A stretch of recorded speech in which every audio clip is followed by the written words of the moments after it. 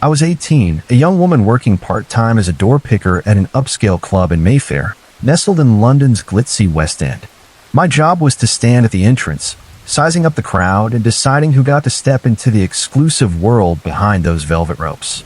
It wasn't glamorous, especially not when I dealt with sleazy, entitled men who thought their wealth or charm could bend the rules. You can imagine the types: slick suits, too much cologne, and hands that lingered too long when they thought you wouldn't notice. Those encounters toughened me up fast. Before this job, I'd lived a sheltered life, cocooned in naivety. My boyfriend used to tease me, calling me a fairy dancing through the darkness, oblivious to the evils lurking around me. He wasn't wrong. I was painfully naive. I took the job to earn extra cash while studying at sixth form college during the day. For American readers, sixth form is like the last 2 years of high school, where you prep for university entrance exams. I was always pretty broke, a slim girl who didn't drive, relying on London's night buses to get home after my shifts. If you've ever worked a night shift, you know the surreal feeling of being stone-cold sober on a bus full of drunks at 3 a.m. The night buses in London, though, were generally safe, well-lit, with drivers who kept an eye out for rowdy passengers making a mess or causing trouble. I grew up in the city, so I was used to the late-night commute. Still, it was always a strange world to navigate. One particular night, I was on the bus, lost in my copy of Crime and Punishment. Dostoevsky's novel, with its haunting mix of reality and dreamlike ambiguity, had me gripped. The weird, is it a dream or not? Chapters mirrored the haze of my late-night existence. As I read, I glanced up and realized I might have missed my stop. Panic hit me like a jolt. I scrambled to my feet, grabbed my backpack, and jumped off the bus, one stop too early. Picture the scene. It's 3 or 4 a.m., the streets of London, quiet and eerie. I'm walking along a narrow pavement, past shuttered retail shops, their windows dark and reflective. Streetlights cast pools of orange light above, but the road to my right is cloaked in shadow. The pavement glistens from recent rainfall, slick and cold under my flat boots. I'm dressed practically, jeans, a simple top, my backpack slung over one shoulder, not like some drunken party girl stumbling home in heels. There are hardly any cars passing by, and even fewer people. The city feels asleep, save for the hum of distant traffic. I pull out my phone to text my mom, letting her know I'm just around the corner. As I type, I glance up and spot him, a figure in the distance, maybe 30 yards ahead. He's walking in the same direction as me, his silhouette indistinct in the dim light. Then he glances back. It's quick, almost casual, but I catch it. Maybe he's drunk, or maybe the darkness makes it hard for him to see me clearly, but he doesn't seem to realize I've clocked him looking. My instincts kick in, and I slow my pace, my heart beating a little faster. I've learned from my job at the club that showing fear can make you a target, so I decide against crossing the road. Instead, I keep walking, head down, pretending to focus on my phone while texting my mom again, keeping him in my peripheral vision. There's about 12 feet between us now. I'm hyper-aware of every sound, the scuff of my boots, the faint drip of water from a shop awning, the occasional car whooshing past. As I get closer, I see him move suddenly, darting to the side. He slips behind a classic red telephone box, one of those iconic London landmarks that feels oddly out of place in this tense moment.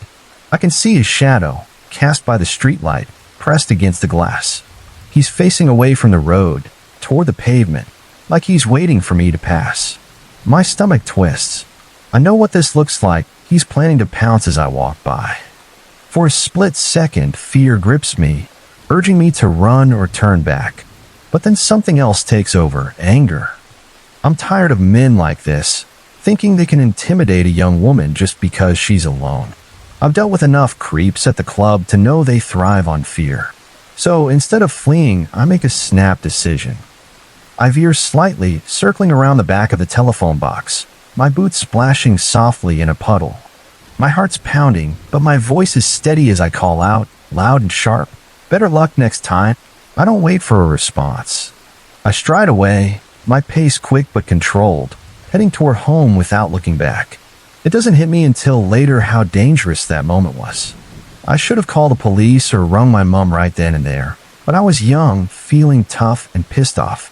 The adrenaline made me bold, maybe reckless.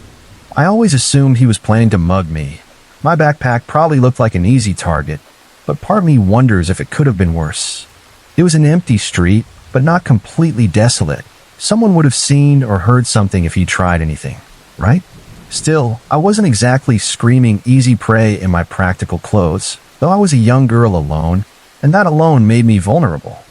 If the police had asked me to describe him, I wouldn't have had much to give them.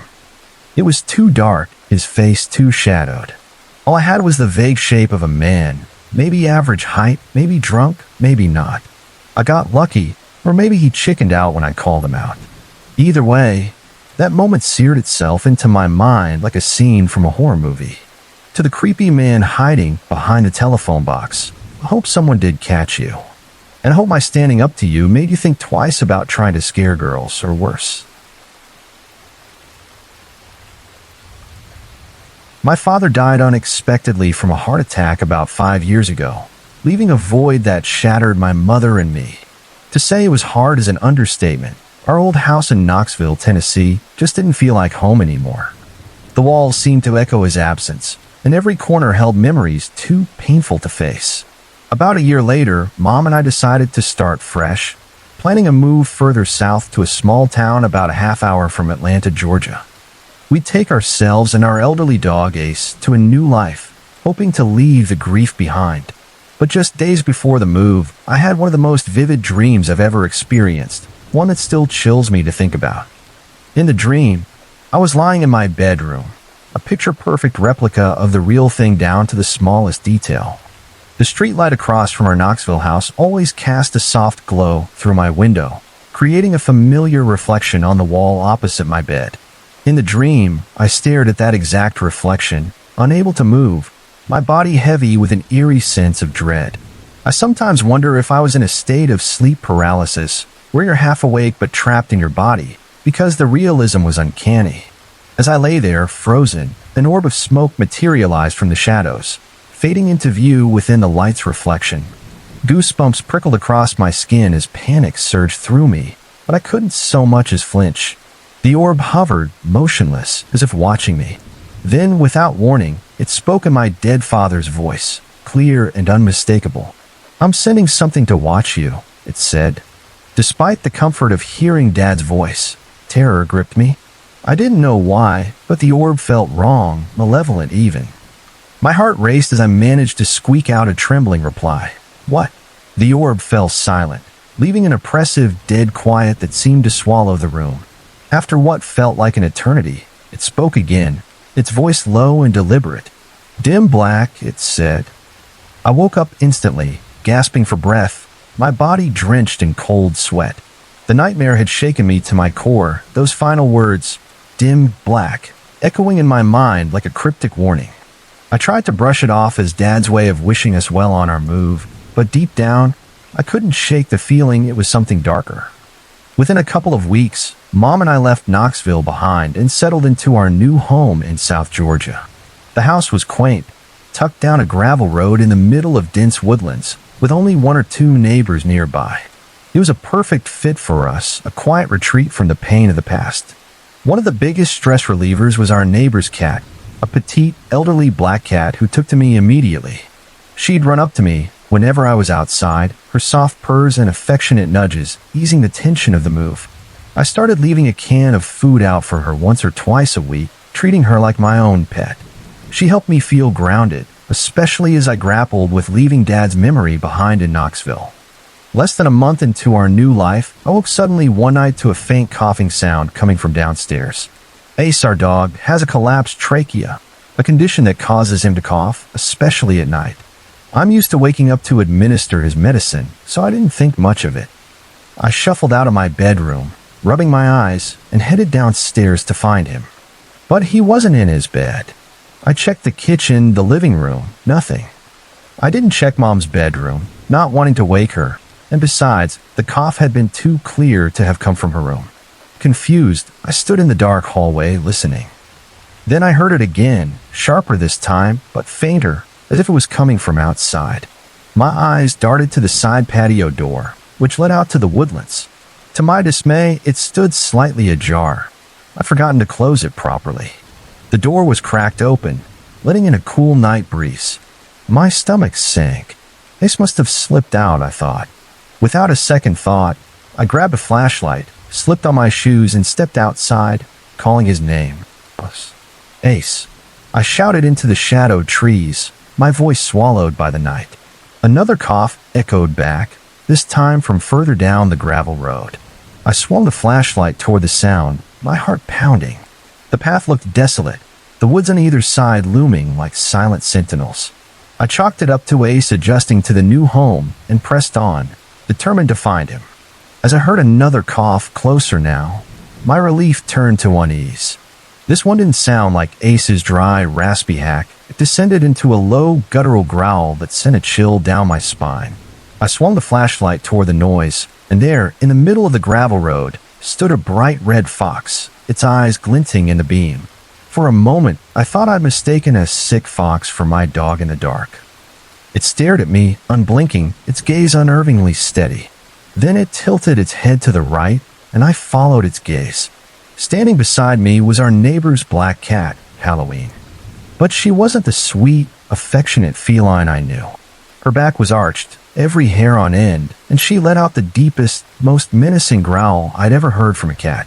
I assumed she was scared of the fox, so I knelt down, whispering softly to coax her away, worried the fox might attack her. "Come on, girl, let's go," I said, my voice trembling. But Halloween wouldn't budge. Her eyes were locked on the fox, her body rigid with defiance. I glanced back at the fox, ready to shoo it off, but what I saw stopped my breath. The fox was gone. In its place, standing exactly where it had been, was a rotting corpse of a coyote, lurching toward me.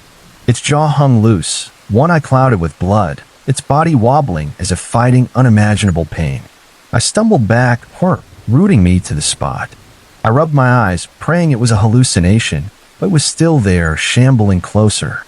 Halloween, tiny as she was, stood her ground, her growl intensifying. The creature paused, its head swiveling between me and the cat, as if sizing us up. Then, in a low, gravelly snarl that sounded impossibly human, I swear I heard it mutter, "Damn black." In a flash, it bolted into the woods, crashing through the brush. I swung my flashlight after it, but the beam caught nothing, not even disturbed branches. The woods were still, as if the creature had vanished into thin air. Halloween relaxed instantly, her fur settling as she rubbed against my leg, purring like nothing had happened. Shaking, I scooped her up and sprinted back to the house, my heart hammering. Before heading upstairs, I peeked into Mom's room. There, curled up on the floor, was Ace, fast asleep.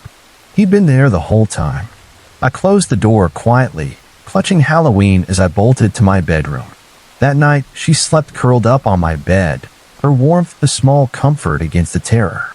From what I've researched since, I believe I encountered a skinwalker, a creature from Native American lore, especially Navajo stories, that can mimic voices and take animal forms to lure victims. For American readers unfamiliar with the term, a skinwalker is a type of malevolent shapeshifter, often associated with dark magic, capable of imitating loved ones or animals to trick people. It must have mimicked Ace's cough, knowing I'd come looking. For whatever reason, Halloween's fear scared off. I haven't seen the creature since that night. Maybe Halloween's nightly prowls down the gravel road keep it at bay, or maybe it decided I wasn't worth the trouble. Either way, I owe that little black cat my life. Whether it was my father's warning from that dream or pure luck, I leave a can of food out for Halloween every night. And the strangest part, that cat's name, Halloween, feels like fate, a guardian cloaked in dim black, just as the orb foretold. My high school is surrounded by a beautiful wooded area, a dense stretch of trees that feels like an escape from the hustle of classes and hallways. If you follow the paths through the woods, they lead to a small shopping area just across from the school, a cluster of stores and restaurants where students often hang out. I love taking long walks through those woods to clear my mind or just be alone for a bit, letting the rustle of leaves and the scent of pine ground me. But after what happened one night, I'm not sure I'll ever step foot in those woods again without my heart racing. That evening, there was a home football game at school. My younger brother was eager to go, and as the older sibling, My parents insisted I'd tag along. Being twins with him is the worst sometimes. It's like I'm obligated to play chaperone. The game was loud and chaotic, the stands packed with cheering students and parents. I lasted about 2 quarters, or periods as some call them in American football, before I got restless. Sitting through the game wasn't my thing, so I wandered around the school grounds, forcing myself to socialize with classmates. I didn't like most of them, but chatting was better than watching the scoreboard tick down. By the 4th quarter, I was done.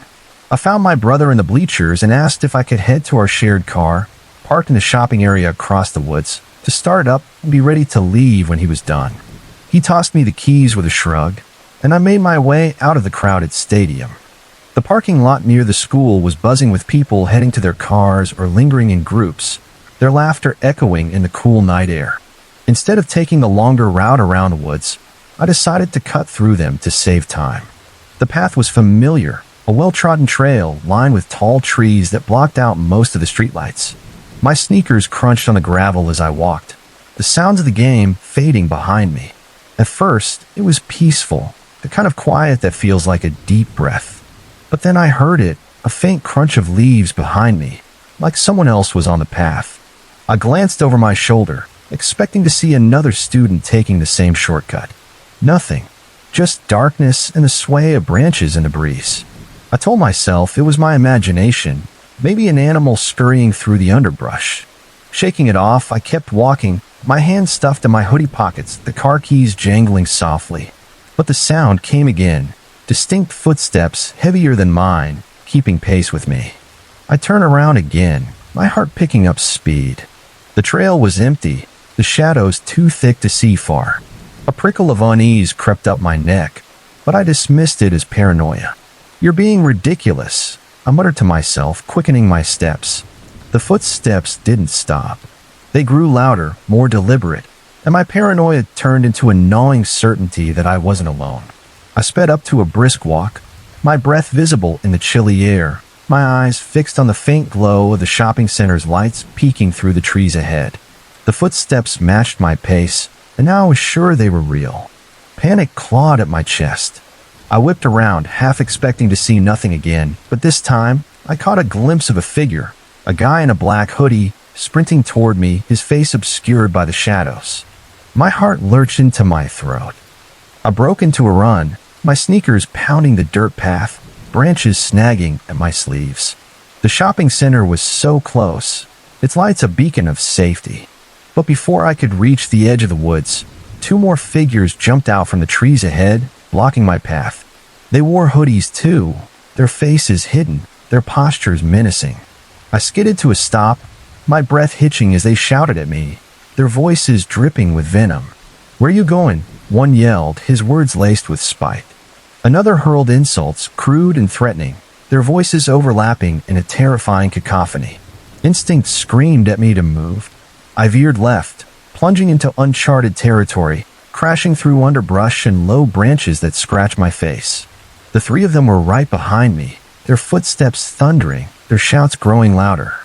"You can't run," one taunted, his voice thick with malicious glee. I didn't know who they were, strangers, maybe classmates with a grudge, or just predators looking for a target. Their words were violent, filled with a hatred I couldn't comprehend. My lungs burned, my legs ached, but fear kept me moving, weaving through the trees, praying for an escape. The woods seemed endless, the darkness swallowing me whole. Then suddenly, I burst out into a quiet neighborhood at the northern edge of the forest. Streetlights cast a soft glow over tidy lawns and parked cars. I spun around, gasping for air, expecting to see the hooded figures closing in. But there was nothing, just the silent trees staring back at me. They were gone. My knees buckled, and I sank to the ground, tears streaming down my face. I couldn't stop crying, the terror and relief crashing over me like waves.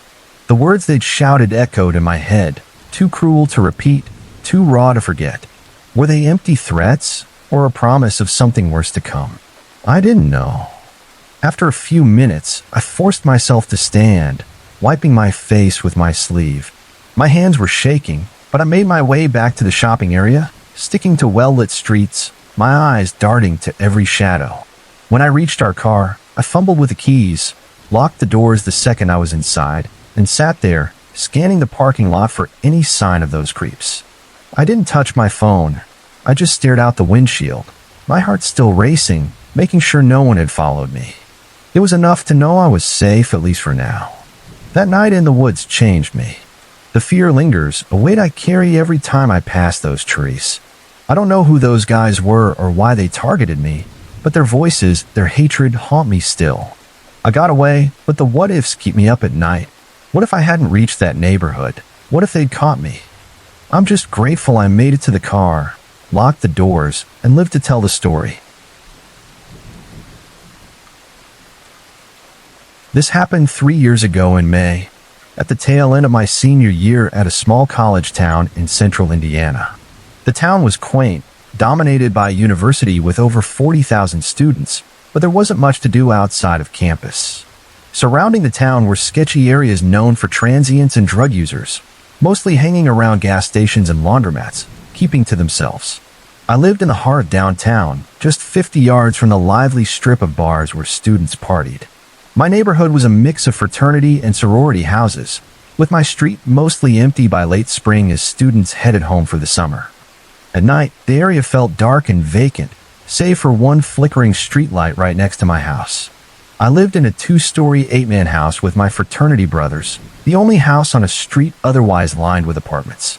It was an old, barn-style place, creaky and worn, with 2 entrances, a front door and a side door leading from the porch.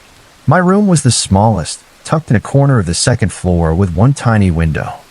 You'd only see light from it if you stood in a very specific spot outside, which made it feel isolated. By that final week of the semester, I was the only one left in the house. My roommates had finished their exams and moved out a day or 2 earlier, leaving me alone to tackle my last final on Saturday, the final day exams were offered. That Saturday, I walked out of my 1 p.m. exam feeling a wave of relief, like a weight had lifted off my shoulders. I headed back to the house, ready to start cleaning before moving out. My roommates had left behind a mess, used furniture, random junk, half-empty boxes, and we'd get charged on our lease if the place wasn't spotless. Not wanting to lose my deposit, I spent the day mindlessly tidying, hauling stuff to the sidewalk for garbage pickup. Couches with frayed cushions, wobbly chairs, and stacks of warped textbooks piled up outside, a treasure trove for local scavengers. Around 5 p.m., I was upstairs sorting through some junk when I glanced out my window and noticed a vintage sky blue pickup truck pull up next to the pile. 2 people got out, an older man with long gray hair tied in a ponytail, looking like a grizzled biker, and a heavy-set woman with scabs and marks on her arms, her face weathered and tired. They started rummaging through the stuff I just put out, picking up items and tossing them into the truck bed. My first thought was that they were meth heads, common in the town's rougher edges. I didn't want them lingering near the house, so I decided to make my presence known. I stepped outside onto the front porch, not saying a word, just standing there with my arms crossed. The man and woman froze, looking up at me with intense, blank stares, like I'd caught them doing something illegal. For a good 5 seconds, we just stared at each other, the air thick with tension. Their eyes were unsettling, almost vacant, and I got a gut feeling they were up to more than just scavenging. Without a single word, not even a "hey, mind if we take this?" they broke eye contact, grabbed a couple more items, and hurried back to their truck. They tossed a lamp and a broken coffee table into the back, climbed in, and drove off suspiciously slow, like they were trying not to draw attention. I watched them until they disappeared around the corner, thinking that felt way creepier than it should have. The encounter stuck with me. Townies often came by student housing after finals to pick through discarded stuff, but these 2 gave off a vibe that wasn't just scavenging. They looked like trouble, and I couldn't shake the unease. Still, I brushed it off as typical college town weirdness and went back to cleaning, trying to focus on getting out of there. Fast forward to that night, around midnight. I was exhausted from pulling all-nighters for exams and cleaning all day. I planned to drive to McDonald's for a quick meal, but I was too tired to bother with the car parked in the driveway. Instead, I made some ramen, grabbed a soda, and settled upstairs in my room to chill with Netflix. The house was dark, the downstairs lights off, and I was half asleep, sprawled on my bed, the glow of my laptop screen the only light. About 30 minutes into my show, a loud bang jolted me upright. It sounded like the side porch door being slammed shut, the kind of noise that echoes through an empty house. My heart skipped a beat. No one should be here. I froze, listening, trying to convince myself it was just a car door slamming in the apartment lot next door. The house was old, creaky. Maybe it was the wind, I thought. But deep down, I knew it didn't sound right. I sat there, ears straining, hoping it was nothing. Then 3 minutes later, another bang, identical to the first. This time, the hair on the back of my neck stood up. It was definitely the side door. I'd heard that sound 100 times when my roommates came and went. My stomach dropped, and a cold sweat broke out across my skin. I was alone, tired, and completely defenseless. I slid out of bed, my bare feet hitting the cold floor, and tiptoed to my door. Cracking it open, I peeked into the hallway, checking for lights or footsteps downstairs. Nothing. The house was pitch black, silent except for the faint hum of my laptop. I stood there for a minute, maybe two, my breath shallow, waiting for any sign of movement. Just as I started to relax, an engine revved loudly right outside the house. Adrenaline surged through me. I darted to the second-story window overlooking the front yard, my heart pounding in my ears.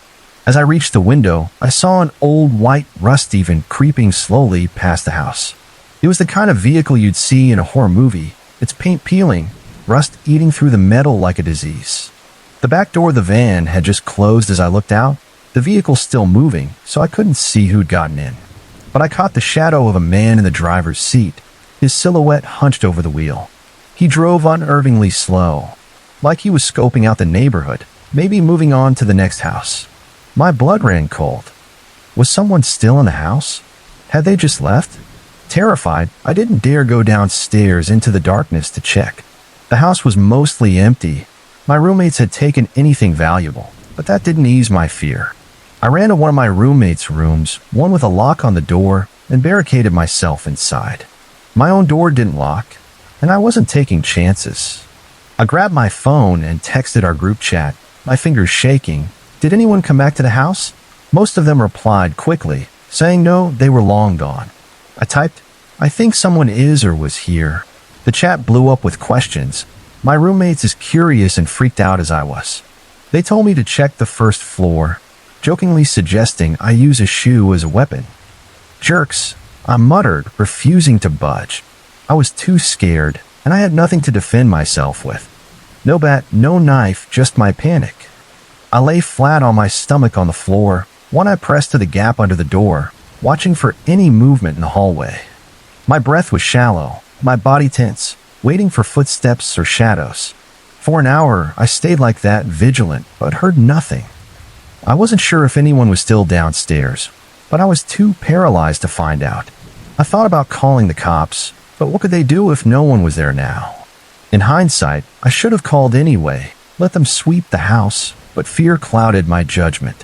Another hour passed, and I fought to stay awake, my eyelids growing heavy. Eventually, exhaustion won, and I passed out on the floor, still in my roommate's locked room. The next morning, I woke with a start, my neck stiff from sleeping on the hardwood. The first thing I did was creep downstairs, hard my throat, to check if anything was out of place. At first, nothing seemed off, furniture gone, boxes packed, the house as empty as I'd left it. Then I reached the back porch door. The handle was loose, wobbling in my hand, and the lock was undone. My heart sank. Someone had gotten in. The realization hit me like a punch. They'd broken in, probably expecting an empty house since most students were gone. Maybe they saw the junk pile and thought no one was home, or worse, they knew I was there and didn't care. I called the cops immediately, my voice shaky as I reported the incident. I described the loud bangs, the rusty van, the unlocked door. They thanked me over the phone, said they'd keep an eye out for the van, but I could tell it wasn't a priority. After hanging up, a chilling thought struck me. What if the looters from earlier that day, the creepy couple in the sky blue truck, were connected to the break-in? The idea sent a shiver down my spine. Their blank stares, their rushed exit. It all felt too coincidental. I kicked myself for not mentioning them to the police, though I'm not sure why I held back. Maybe it felt too speculative. I didn't stick around to find out. I raced upstairs, threw the rest of my stuff into my car, and peeled out of the driveway, leaving that house behind for good.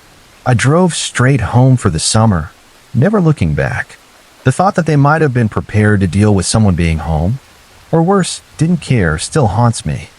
I got lucky, but I'll never forget the sound of that door slamming or the sight of that rusty van creeping away in the night. I'm a filmmaker passionate about crafting short films with dreams of one day creating indie features and running my own production company. I love all kinds of movies, but for some reason, horror always pulls me in. Maybe it's my fascination with the unknown, the thrill of exploring what lurks in the shadows. A couple of weeks ago, while grabbing some food, I passed by a Salvation Army store. For those unfamiliar, Salvation Army is a thrift shop chain in the US where people donate used items, clothes, furniture, toys, and they're sold at low prices to fund charity programs. Next to the store was a small outdoor section where they toss out stuff too damaged or unsellable to display inside. Curiosity got the better of me, so I decided to poke around, hoping to find something unique.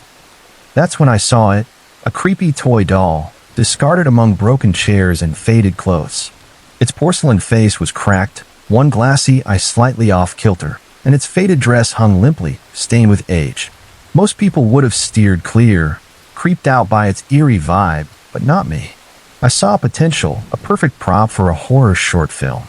My mind was already spinning with ideas. A haunted doll, a cursed object, the centerpiece of a chilling scene. I grabbed it, tossed it into the trunk of my car, and drove home, excited about the possibilities. Fast forward 2 weeks, and I'd finished my short film, using the doll in a few key shots. It looked fantastic on camera, its unsettling presence adding just the right touch of dread. Instead of getting rid of it, I decided to keep it. Who knows, I thought maybe it'll be worth something when I'm a famous director someday, a quirky memento from my early days. I stashed it in a box in the corner of my home office, out of sight but not entirely out of mind. A few days later, I was up late, around 3 a.m., working on a script for another potential short film. My wife was fast asleep in our bedroom down the hall, and the house was quiet, lit only by the soft glow of my PC monitor. I was deep in my writing, the words flowing, when I heard a faint sound behind me, a doorknob turning, followed by the slow creak of a door opening. I froze, my fingers hovering over the keyboard.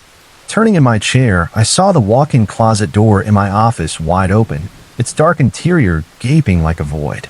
I was 100% sure that door had been closed. We never leave it open. It's where we store extra equipment and files, and I'm meticulous about keeping it shut to avoid clutter spilling out. A strange feeling twisted in my gut, a mix of unease and curiosity. I tried to shrug it off, telling myself it must have been a draft or a loose hinge. I got up, closed the door firmly, and went back to my script, though my focus was shaken. I wasn't scared, not exactly. I've always been drawn to the spooky. As a kid, I used to turn off all the lights in our basement, grab a flashlight, and go ghost hunting with my sister and cousin, who thought I was nuts for dragging them along. Those memories made me chuckle, and I pushed the weird feeling aside, diving back into my work. The next day, I was doing some cleaning around the house, carrying a basket of laundry into our bedroom. When I went to put the clothes away, I reached for the closet door. Our bedroom has a separate walk-in closet, and found it locked. I frowned, tugging at the handle. I didn't even know it could lock. We never used a key for it. Confused, I jiggled the knob, but it wouldn't budge. I searched for a key in the dresser drawers, but found nothing. Shrugging, I left the laundry basket by the door and moved on with my day. By the next morning, the closet door was mysteriously unlocked, opening smoothly as if nothing had happened. I chalked it up to a quirky old house, but that uneasy feeling lingered. That same night, I was up late again, around 3 a.m., playing video games to unwind after a long day. The house was silent, my wife asleep, the only light coming from my monitor's flickering glow. I was mid-game, focused on the screen, when I heard a soft click behind me. I glanced over my shoulder, and the bathroom light, down the hall from my office, was on, casting a harsh yellow glow into the hallway. I was certain it had been off. I'd passed by it earlier when grabbing a drink from the kitchen. My stomach twisted again, That same strange sensation from the other night creeping back. I paused my game, got up, and switched off the light, my eyes scanning the empty hallway. Nothing was out of place, but the air felt heavy, like I wasn't alone. The next morning, as I drove to work, the weirdest incident yet happened. I was alone in my car, navigating the quiet streets, when I felt a hand grasp my shoulder, firm, cold, unmistakable. I jerked forward, swerving slightly, my heart pounding as I whipped my head around. The back seat was empty, the car silent except for my ragged breathing. I pulled over, my hands trembling on the wheel, trying to make sense of it. No one was there, but I'd felt it clear as day. My skin crawled, and I sat there for a few minutes, catching my breath before continuing to work. I'm not sure what's causing all this. I don't want to jump to conclusions, but the timing feels too close to when I brought that doll home. It's still in its box in my office, untouched since the film shoot. I've had weird encounters before.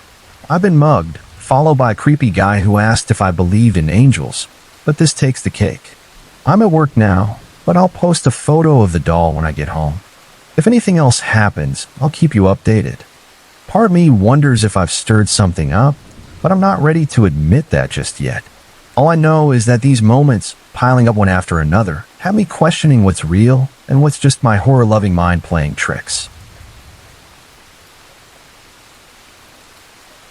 Back in 2005, when I was 20 years old, I made the bold and maybe foolish decision to move to Mexico City alone, chasing dreams of becoming an artist. I was young, naive, and full of ambition, ready to carve out a life in one of the world's most vibrant cities. But between 2005 and 2009, Mexico City, like much of the country, saw a sharp rise in crime, particularly drug-related violence, kidnappings, and muggings. For American readers, it's worth noting that this was the early escalation of Mexico's drug war, a period when cartels clashed with authorities, and urban areas weren't always as safe as they'd once been. Still, I was determined to make it work, balancing my art studies with a job at a call center to cover my expenses. The pay was just enough to break even, but the flexible hours let me attend classes part-time, which was perfect.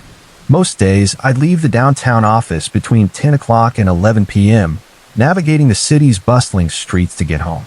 One night, I was bone-tired after a long shift, my eyes heavy and my mind foggy. Instead of waiting for a trusted taxi or checking my usual options, I made a snap decision to board the first cab I saw. Big mistake. It looked official enough, painted in the standard colors with a license number on the side, so I gave it a quick once-over and climbed in. But the moment I settled into the back seat, something felt off. You know that gut instinct, that prickling sensation in your stomach warning you something's not right, but you can't pinpoint why. I felt it strong and insistent, but I ignored it, too exhausted to act. I gave the driver my address, and we pulled into the flow of traffic, the city's neon lights blurring past. About 10 minutes into the ride, the driver started slowing down, his movements deliberate. My heart quickened as the cab came to a complete stop in the middle of a dark, unfamiliar road, far from the busy avenues I knew. He didn't say a word, didn't even glance back. I gripped my backpack, my mind racing, when suddenly the right side doors, both front and back, flew open. Two men jumped in, one sliding into the front passenger seat, the other shoving into the back next to me, pushing me until I was pressed against the left door, directly behind the driver. Time seemed to freeze, the air thick with dread. I was trapped, outnumbered, and alone. For a moment, I couldn't think straight. My mind flashed to my parents, their faces vivid in my head, and I wondered if this was how it would end. The man next to me broke the silence, his voice low and calm. "Keep your eyes closed," he said. "We're not robbers or kidnappers." I almost laughed at the absurdity. Scout's honor, right? Then he launched into a bizarre, convoluted story. "We're running from the car behind us. You can open your eyes for a second and look. Do you see it? Just stay still, and this'll be over soon. We're not bad people. We'll drop you near your place. We just need help." I peeked cautiously, half expecting to see nothing, but there was indeed a car behind us, its headlights dim in the distance. I didn't buy his story. It was too ridiculous, too rehearsed, but I nodded, keeping quiet. The driver stayed silent, his hands steady on the wheel, but the men treated him like he was part of the problem, snapping at him to shut up and keep driving. It was obvious to me he was in on it, playing his role in their scheme. The guy next to me started rummaging through my backpack, his hands quick and methodical. He patted me down, checking my pockets, and pulled out my wallet, reading my name off my ID. Hearing my own name in his voice made my skin crawl. I hated the sound of it in that moment. "Relax," he said, almost casually, as I raised my hands to show I had nothing else. The man in the front seat was a different story. He was jumpy, his voice sharp and erratic, like he was on something. When I raised my hands, he yelled, "Keep your hands down, damn it." I bit my tongue, resisting the urge to snap back. What did he think I was going to do? Karate chop all three of them and leap from a moving car? The guy next to me sensed the tension and tried to play good cop. "Listen, just stay calm. I'm sorry. You actually seem pretty cool. In another life, we'd be friends." I almost chuckled at the absurdity, but fear kept me silent. "I don't condone your lifestyle," I said dryly, "but I won't judge." He smirked, still digging through my stuff, taking my old LG flip phone. The irony hit me. He was stealing my phone, but didn't even ask for my number. My new best buddy. More time passed, the car weaving through dark streets, and the front seat guy pulled out my debit card, waving it menacingly. "Tell us your PIN code," he barked. "Give us the right one, or we'll hurt you." Something in me snapped, not fear, but indignation. "Don't talk to me like that," I said, my voice steadier than I felt. It was bizarre, but in that moment of extreme danger, his rudeness bothered me as much as the threat. The guy next to me jumped in, scolding his partner. "Hey, don't talk to her like that." They were playing good cop, bad cop now, and I wasn't having it. I gave them the PIN, knowing I didn't have much in my account anyway. The jumpy guy got out, presumably to hit an ATM, and returned with my cash, hard-earned money from my call center shifts, gone in minutes. It wasn't a lot, but it stung. In Mexico, express kidnappings like this were common during that era.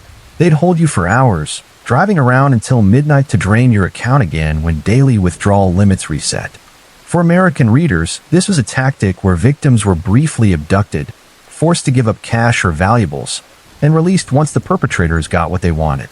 Luckily, my account was nearly empty, so they seemed ready to let me go sooner. I feared they'd take me to my apartment since they had my ID with my address, but instead, they drove me to the opposite side of the city, nearly 2 hours from home.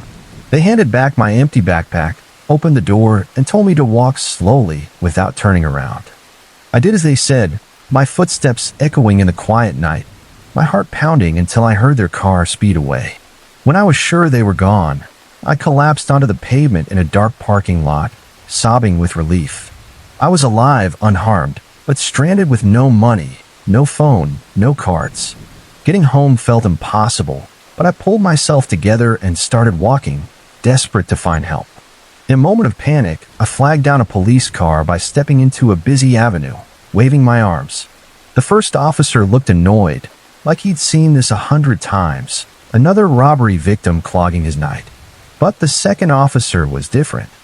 He switched to his personal car and offered to drive me home, seeing how shaken I was. On the way, he made polite small talk, asking about my hometown, what I did for a living, trying to calm me down. He even offered me some cash, which I declined. I was too dazed to say much, but his kindness grounded me. I regret not getting his name or number. I wish I could have thanked him properly, maybe baked him cookies or something to show my gratitude. I hope he's out there living a great life because he deserves it. The whole ordeal lasted 3 or 4 hours, but it felt like a lifetime. After that night, I couldn't stay in Mexico City. I moved to a new city, which, by 2007, became violent itself as the drug war worsened. I saw things there, hangings, blood in the streets, but I finished college without being kidnapped again, and I call that a win. That taxi ride taught me to trust my gut, to never let exhaustion cloud my judgment. I'll carry the fear and the relief of that night forever, a story I've told everyone close to me, each retelling a reminder of how close I came to something much worse. I'm 21 now, but this story goes back to when I was very young, maybe 4 or 5, no older than 6. It happened in the first house I ever lived in, sometime in the early 2000s. For American readers, this was a typical suburban home in a quiet neighborhood, the kind of place where kids played in the yard and families knew each other. Our house only had 2 bedrooms, which worked fine for my parents and older sister, but it meant I didn't have my own room. Instead, I slept in my parents' bed, sandwiched between them for comfort and security.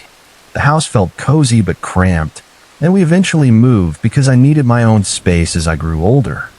But one night in that house left a mark on me I'll never shake, an experience so vivid and terrifying I'm certain it wasn't a dream. I was sleeping in my parents' bed as usual, nestled between Mom and Dad. My spot was closest to the wall, with a small gap between the bed and the plaster, just wide enough to notice but too narrow for me to roll into and fall. I woke up suddenly in the middle of the night, my heart pounding for no reason I could name. I was facing the wall, staring into the darkness, when a wave of pure dread washed over me, like something awful was about to happen. My eyes adjusted to the dim light filtering through the curtains, and I lay there, frozen, too scared to move. Out of nowhere, a black furry hand rose from the gap between the bed and the wall, swaying back and forth slowly, like it was waving at me. The hand was unlike anything I'd ever seen, dark and shaggy, almost cartoonish in its menace. The best way I can describe it for Americans is to picture the Grinch's hand from the classic Dr. Seuss story, long, black, and furry, but without the playful charm. It moved deliberately, as if saying hello in an exaggerated, mocking way. I was terrified, my small body trembling as I watched it sway. The fear overwhelmed me, and I started crying loud sobs that woke my mom. She scooped me up into her arms, shushing me gently, trying to calm me down. To distract me, she carried me out of the bedroom and around the house, walking through the dark hallways to the kitchen. There, she pointed out pots and pans in the dish rack, whispering softly about each one, her voice soothing as she tried to ease my panic. "Look at this shiny pan," she'd say, or "see how the plates are stacked?" It worked. Eventually, my sobs quieted and my breathing steadied. Once I was calm, she carried me back to the bedroom, careful not to wake my dad, who was still asleep. We approached the foot of the bed so we could climb in without disturbing him. But as she set me down, I froze.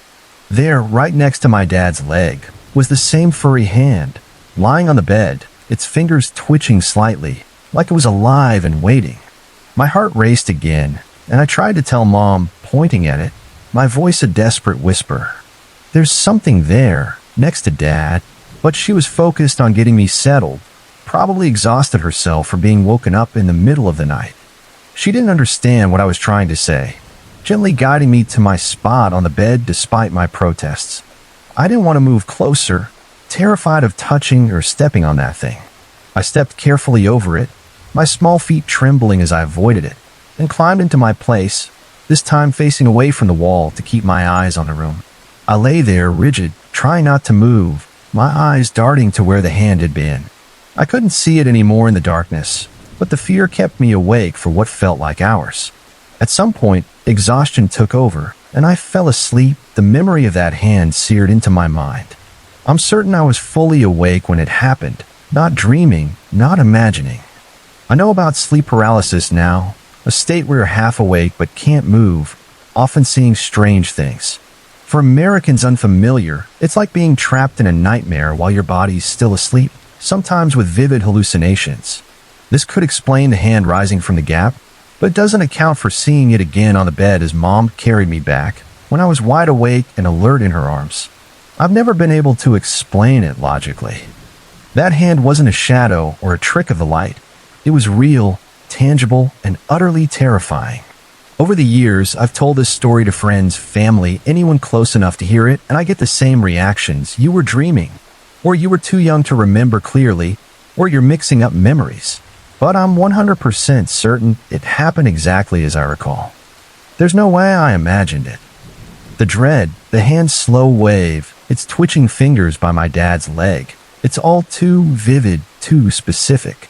I've heard plenty of stories about ghosts or shadow people, but nothing quite like this. I'm curious if anyone else has seen something so strange, so physical, in the dead of night. That furry hand is my earliest memory of fear, a moment that still gives me chills. and I doubt I'll ever find an answer that makes it less haunting.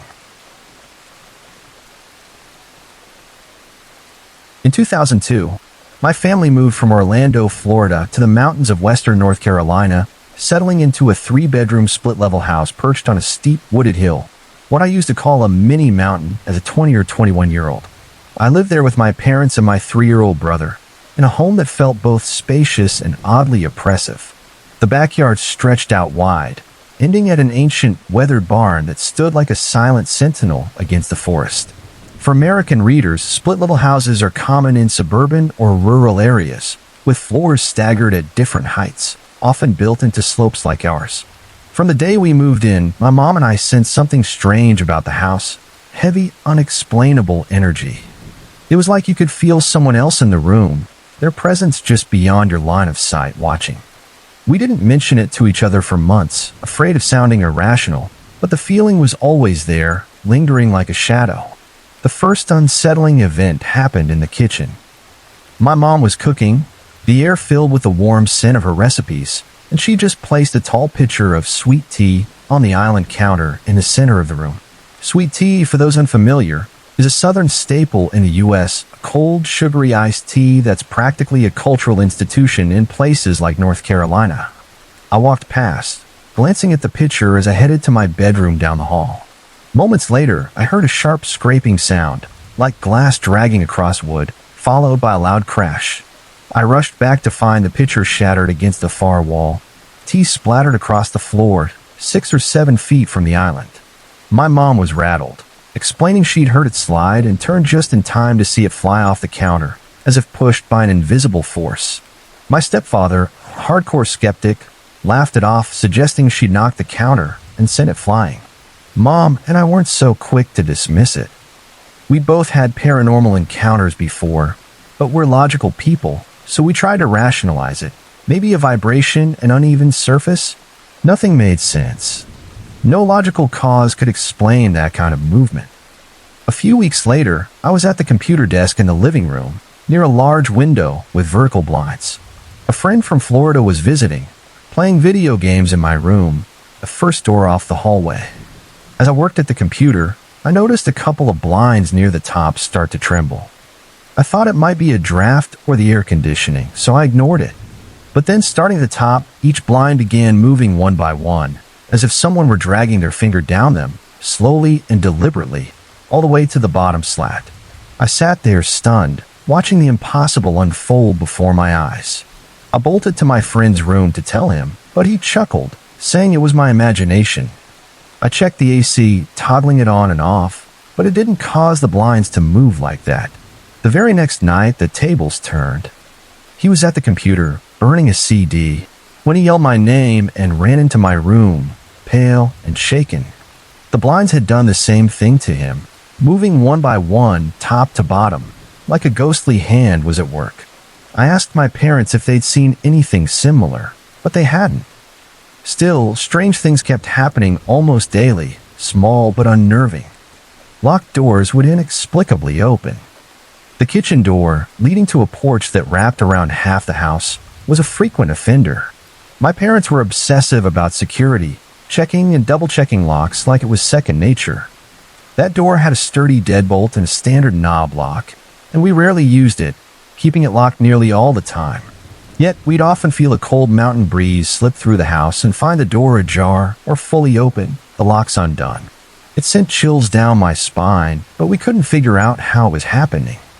One night, I got home late from work and parked in the side driveway, a narrow incline just big enough for one car. From there, you could see the barn high up on the hill behind the house. I hadn't explored it much, the backyard grass was overgrown, and our landlord only mowed it a few times a year. The barn was old, its ground floor made of brick, the upper floor and roof wooden and sagging with age. As I stepped out my car, I glanced up and saw a glowing light, like an old-fashioned lantern shining from the second-story window. It moved slowly to the right, then darted left in a split second, as if someone was pacing back and forth inside. The darkness hid any figure, leaving only the light's eerie motion. My little brother saw it too one night, looking out from my parents' bedroom window, which faced the backyard. He told him about it, and I rushed in to confirm I'd seen the same thing. The next day, my stepdad mowed a path to the barn, and we went inside. It was a wreck, rusted tools scattered about, a broken wooden ladder leading to a second floor so rotted it couldn't support anyone's weight.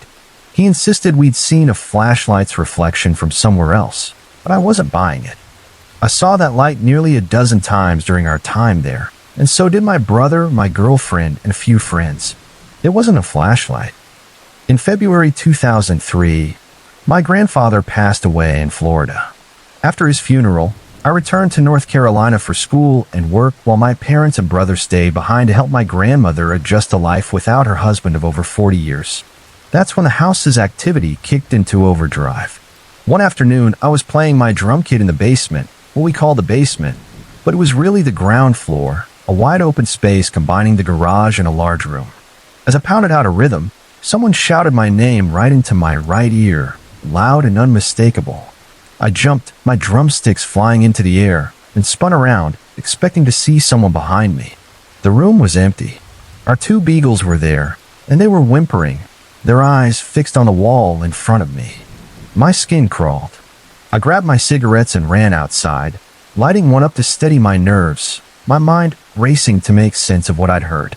That night, I was terrified to sleep alone in the house. I started a ritual to cope. I'd leave the bathroom light on directly across the hall from my bedroom, lock my door, and set the TV's sleep timer for hours past when I'd fall asleep. Silence felt too dangerous, too exposed. One night, about an hour into watching TV, I heard a thump. My signed baseball from the 2000 MLB All-Star Game, displayed on a pedestal on my dresser, rolled off, hit the dresser, and fell to the floor. As I bent to pick it up, my TV shut off hours before the timer was set.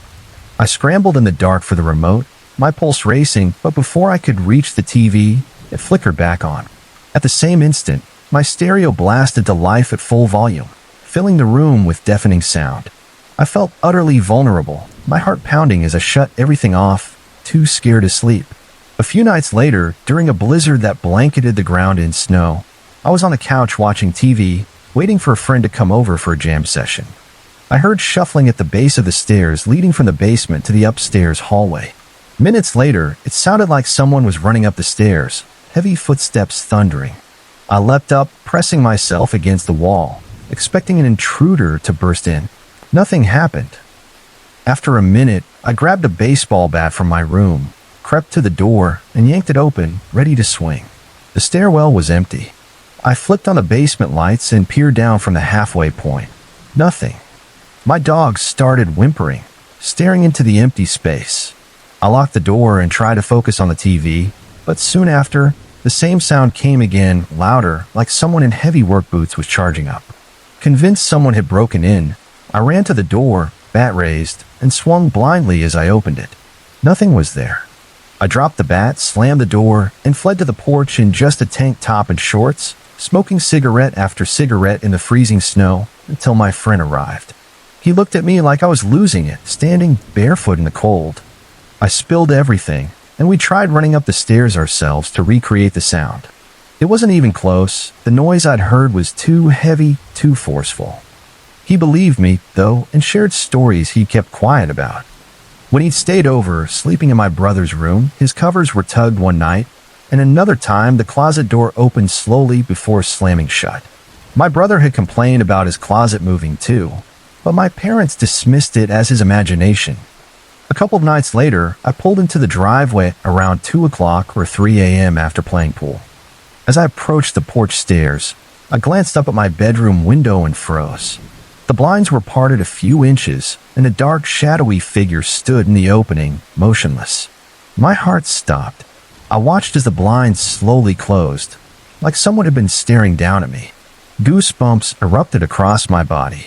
I turned, got back in my GMC Jimmy, and drove to a hotel off Interstate 40, sleeping in my car despite the 30-degree cold. I didn't care. I wasn't stepping foot in that house that night. Until my parents returned, I stayed with friends or my girlfriend, only going home during the day to feed and walk the dogs. I told my mom everything, and she was open to it, sharing her own odd experiences in the house, as had my brother. A few months later, My parents moved back to Florida to be near my grandma. I stayed in North Carolina, moving in with my uncle in a different town. That house left me with countless eerie memories, but those moments, the picture, the blinds, the barn light, the voice, the footsteps, the figure in my window, live rent-free in my mind, as vivid as any horror movie. Years later, in May 2012, I had another terrifying experience, this time at a bar. It was a Saturday night, and I was out with friends, dancing and cutting loose in a college town dive bar. A guy kept watching us, cute, but I didn't give him much thought. I wasn't in the mood to deal with strangers. As the night wore on, one of my friends, someone I later ditched for being self-centered, gave the guy my number without asking me. He texted, and I replied politely, more out of obligation than interest. Over the next 2 weeks, we chatted, finding we liked the same movies, music, and shared a witty banter. So I agreed to meet him at the same bar for a date. We grabbed beers on the outdoor deck, a fenced-in patio with a heavy metal door leading back to the bar. He was drinking heavily, which set off alarm bells. My dad's an alcoholic, so I'm sensitive to that. But he seemed to hold his liquor, and a few of my friends showed up to keep an eye on things, so I relaxed. A couple of hours in, he leaned over and said, "You're really pretty." I smiled, flattered, as we sat on a bench, the night air cool and the deck quiet. Then he leaned closer, his breath hot against my ear, reeking of cheap beer and something sharp like garlic. "You remind me a lot of my ex," he whispered. My stomach twisted. I was already cooling on the date, and this didn't help.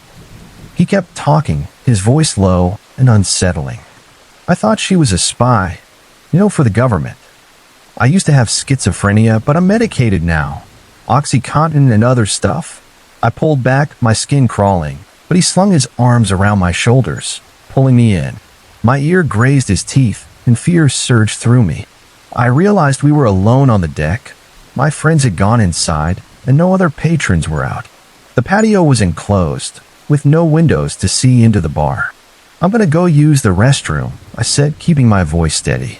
"I'll be quick." "I'm not done," he said, tightening his grip. "Just let me tell you this." I pushed my elbows into his ribs, firm but not aggressive, trying to create space. "I really have to go," I said, my hand on the bench to push myself up. He yanked me back down, chuckling like it was playful. "Sorry, just stay. I have something important to tell you." He rubbed my arm, like he was calming a skittish animal. Panic took over, and I screamed, not a drunken yell, but a loud, intentional cry for help. "What the hell?" "Seriously," he snapped, sounding confused. The garlic smell faded, replaced by the overwhelming stench of alcohol, triggering memories of my dad's drunken outbursts. I screamed again, calling for my best friend, Ashley. No one came. I'd worked with people who had severe behavioral issues, so I knew struggling could escalate things. I stayed still, my heart hammering as he continued. "Listen, the voices aren't bad anymore. I medicate with alcohol now." He sounded puzzled, like he didn't understand my fear. "My ex, she might have been a spy. I stabbed her by accident. Glenda, anyway, she left me. You look like her, and I like that. I care about you. I want to be with you." My body went limp, resignation creeping in as his words sank in. Then the metal door clanged open, and I heard Ashley's laugh, sharp and unmistakable. I turned, her laughter cutting off as she saw my face. "Get the bouncer," I said calmly, adrenaline steadying my voice. He released me instantly, muttering, "You're gonna rot." I stood, moving fast. Maybe running, maybe a frantic walk, my memory blurred by adrenaline. I reached Ashley and the bouncer, my friends right behind, and we rushed into the bar. I collapsed onto a stool, sobbing uncontrollably, my body shaking. The bartender handed me a stack of napkins to wipe my tears and blow my nose, eventually giving me the whole pile. The bar owner banned a guy for life, but I was too overwhelmed to process it. My friend stayed with me that night, and everything after escaping his grip is a haze. I wrote it in my journal, ate an entire pizza the next day, changed my phone number, and avoided that bar's neighborhood. My therapist helped me work through the anxiety, but the what-ifs still linger. That night, like the house in North Carolina, proved that sometimes the scariest things aren't ghosts, but the people sitting right next to you. This happened about 2 years ago, and to this day, I can't fully explain it. I live in Oregon City, a small town just south of Portland, Oregon, in an area that's a mix of suburban and rural. For American readers, think of it like living on the outskirts of a place like Asheville, North Carolina, or Spokane, Washington, houses spread out with woods and open spaces nearby. Not quite city, but not deep countryside either. My home is on a single-lane road that winds alongside a quiet stream, its gentle trickle cutting through the forest. My neighbors are close enough to know they're there, but far enough that you don't hear their lives through the walls. I was 19 at the time, struggling with crippling anxiety that often kept me up at night. I don't know what triggered it. Maybe stress, maybe just the way my brain was wired, but when it got bad, I'd go for walks to calm down. The scenery, with the stream's soft babble and the cool night air, usually helped me process whatever was spiraling in my head. It was summertime, and this particular night was rough. My anxiety was like a vice, squeezing my thoughts until I couldn't sit still. I remember slipping on my sneakers, barely tying them, and muttering to my dad that I was going for a walk. He was in the living room watching TV and gave me a worried look as I rushed out. My late-night walks had become more frequent, and I could tell he was concerned, his brow furrowing as the door clicked shut behind me. I didn't blame him. I probably looked like a mess, half-panicked and desperate to escape my own head. The night was clear, no clouds, but I don't recall seeing stars. The moon must have been full because the road was lit well enough to see without a flashlight, though I don't remember noticing the moon itself. That detail bothers me now, like it was there but somehow not.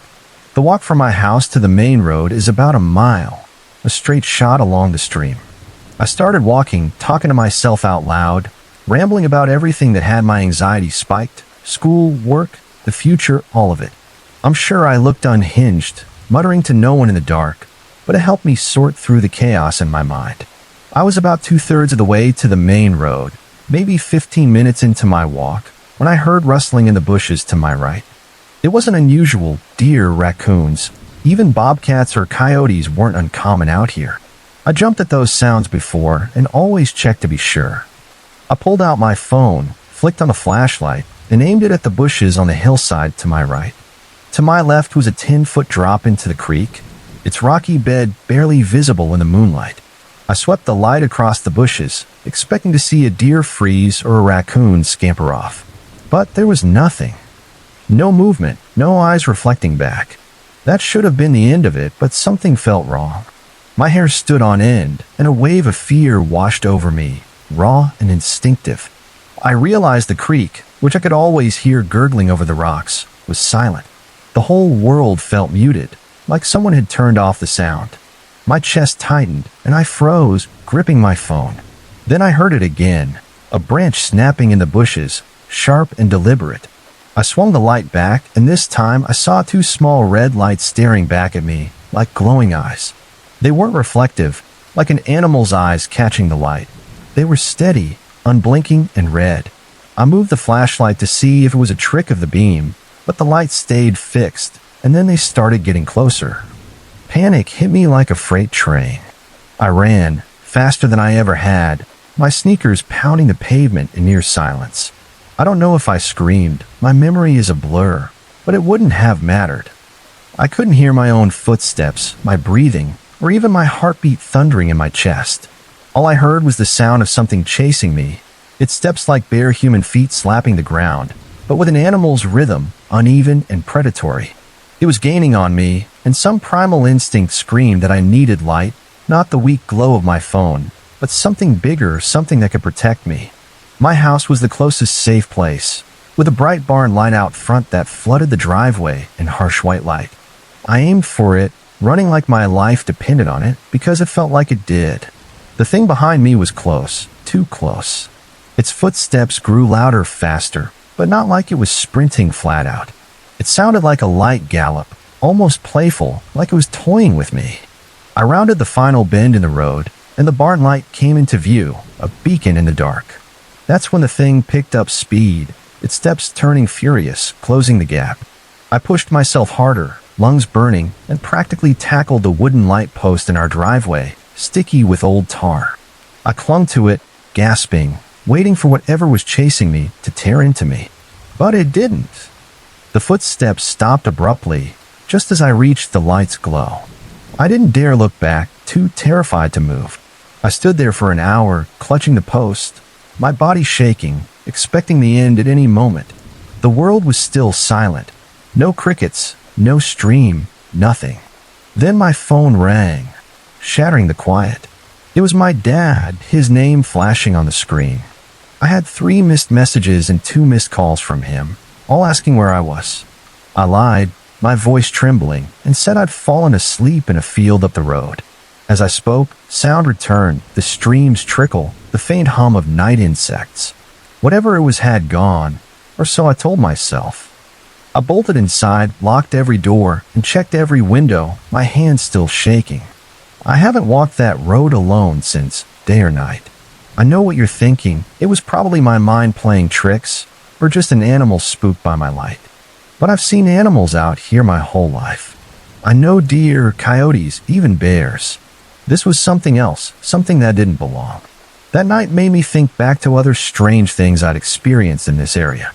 Like the time I found a fully grown deer, its ribs burned through from the inside, the flesh and bone pristine except for that single charred patch. Or the mornings when time seemed to slip, my alarm going off at 6 a.m., waiting 3 hours for a ride that never came, only to check the clock and see it was barely 5 a.m. shadow figures by the roadside, unexplained deaths in the area. The list goes on. Something strange and terrifying is out here.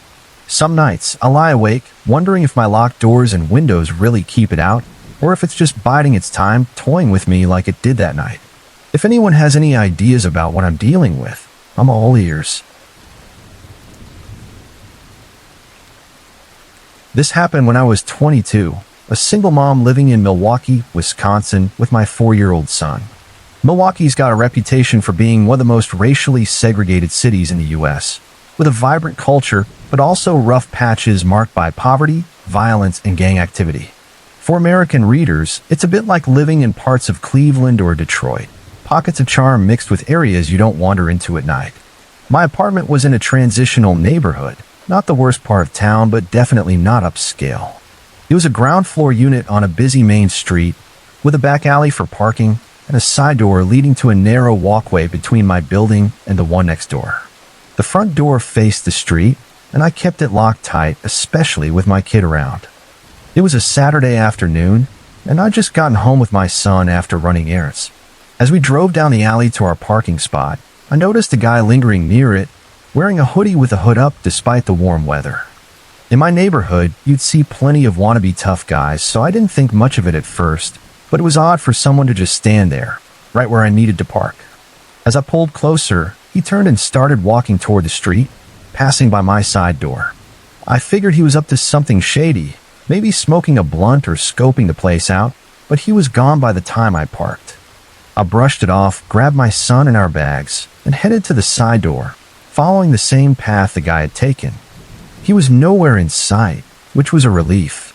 We went inside, and I started unpacking, setting my son up with some toys in the living room. Not 5 minutes later, the doorbell rang. I wasn't expecting anyone, and my gut twisted, instantly thinking of the guy in the hoodie. Young and naive, I opened the front door anyway, immediately regretting it. There he was, hood still up, flashing a smile that wasn't friendly, more like a predator sizing me up. He was about 16, with cornrows and a fake gold grill studded with cheap, sparkling gems.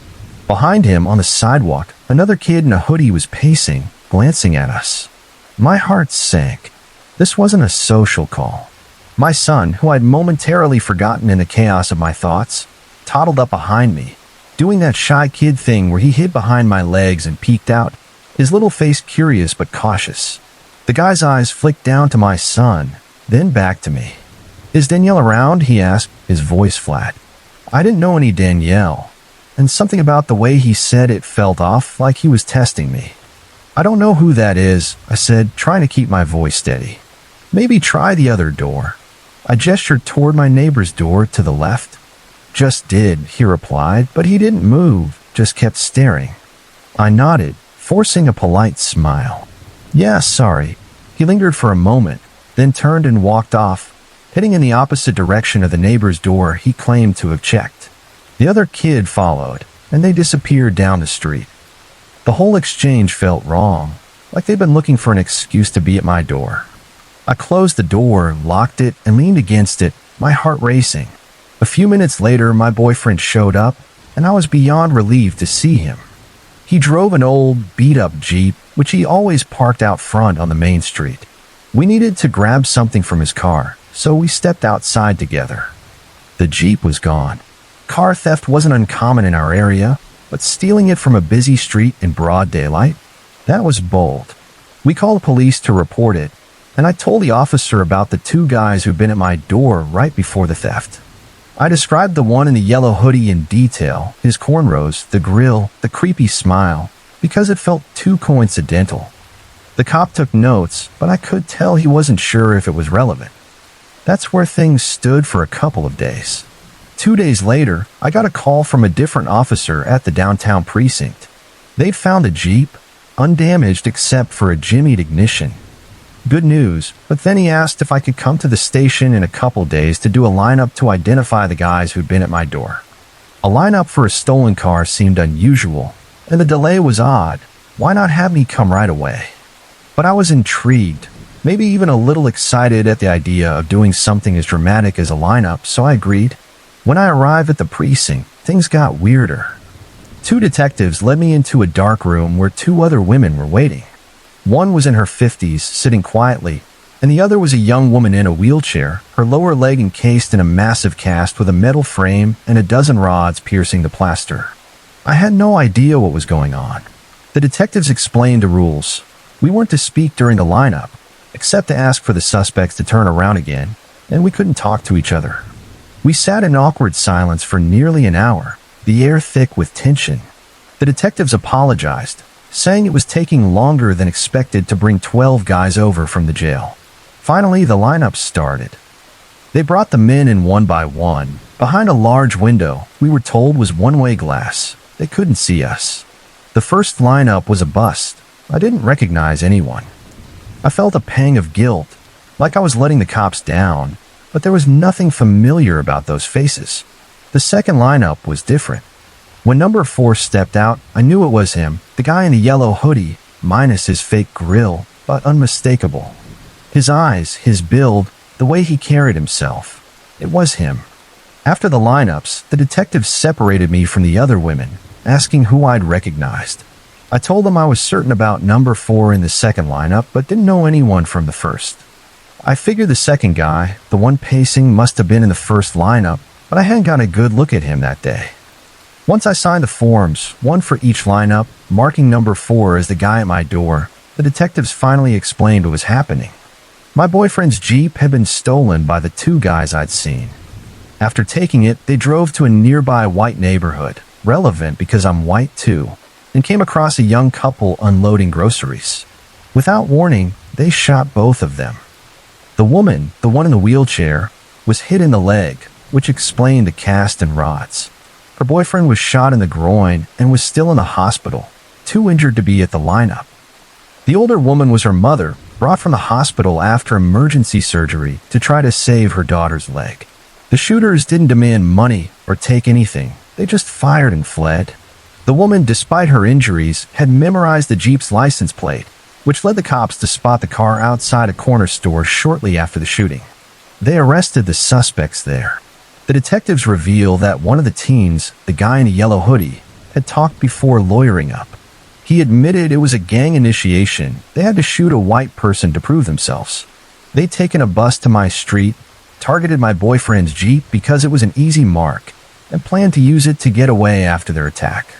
The detectives believed I was their original target, chosen at random, because I was white and alone in the house, but they couldn't explain why they didn't follow through. I knew why, though. It was my son. That moment when he peeked out from behind me, his little face curious and innocent, must have thrown them off. Maybe it humanized me, or maybe they just didn't have the nerve to hurt someone with a kid. The detectives said I might need to testify if the case went to trial, and that I'd hear from the DA's office if it came to that. A couple of months later, one of them called to say the suspects had pled out to attempted murder charges for reduced sentences. I didn't ask how long they got, but given the severity, I assume they're still in prison 13 years later. As a strange postscript, My boyfriend's Jeep was stolen again 4 months later from the same spot on the main street in broad daylight. This time, it wasn't found right away. Weeks later, he got a call at 2 a.m. from the Milwaukee Police Department's arson unit. Someone had torched the Jeep and left it smoldering in the middle of a street in one of the city's roughest neighborhoods. That was the final straw. I moved out of that apartment soon after, unable to shake the feeling that trouble followed us there. My son, without even knowing it, might have saved my life that day, and I'll never forget how close we came to something far worse.